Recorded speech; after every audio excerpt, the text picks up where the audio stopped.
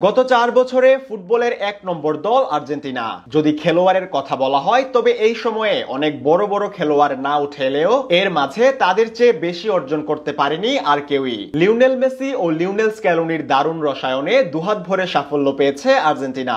2টি Copa America, একটি final সীমা ও একটি বিশ্বকাপের শিরোপা ঘরে তুলেছে লিওনেল মেসিরা। বোঝাই যাচ্ছে কি দারুণ সময় কাটাচ্ছে তারা। এদিকে আর্জেন্টিনা যেমন শিরোপায় সাফল্য পাচ্ছে, তেমনি র্যাঙ্কিংয়েও তাদের অবস্থান সবার উপরে আছে। কাতার বিশ্বকাপের শিরোপা জয়ের পর 1 নম্বরে থাকতে পারেনি তারা, তবে 2023 সালে 1 নম্বর পজিশনে ওঠার পর আর কেউ টেনে ধরতে পারেনি তাদেরকে।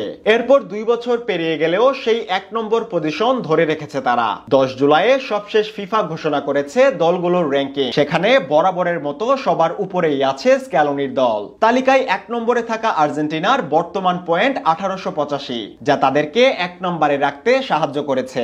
এদিকে তালিকার 2 নম্বর পজিশনে অবস্থান করছে স্পেন। নেশনস লিগের ফাইনালে হারলেও সাম্প্রতিক পারফরম্যান্স তাদের মুড পয়েন্ট বাড়িয়ে দিয়েছে।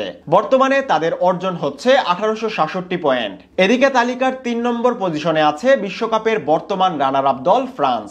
স্পেনের চেয়ে অবশ্য খুব বেশি পেছনে নয় তারা, তাদের অর্জন 1862 পয়েন্ট। এদিকে 4 নম্বর পজিশনে আছে ইংল্যান্ড। সম্প্রতি বাজে পারফরম্যান্সে পয়েন্ট খুইয়েছে তারা। 1813 পয়েন্ট অর্জন করেছে 1966 বিশ্বকাপের চ্যাম্পিয়ন দলটি। এরপরেই অবস্থান করছে ব্রাজিল। নতুন কোচ কার্লো আনচেলত্তির অধীনে 2 ম্যাচ খেলার পর ড্র করেছে 1 ম্যাচে ও অন্য ম্যাচে জয় পেয়েছে সেলসাওরা। এরকম পারফরম্যান্সের পর সামান্য অর্জন হয়েছে তাদের। 1777 পয়েন্ট নিয়ে আছে 5 নম্বরে। তাদের ঘাড়ে নিঃশ্বাস ফেলতে শুরু করেছে পর্তুগাল। সম্প্রতি নেশনস লিগের শিরোপা জিতেছে তারা, হারিয়েছে স্পেন ও জার্মানির মতো দলকে, যা তাদেরকে উঠিয়ে এনেছে এক ধাপ উপরে।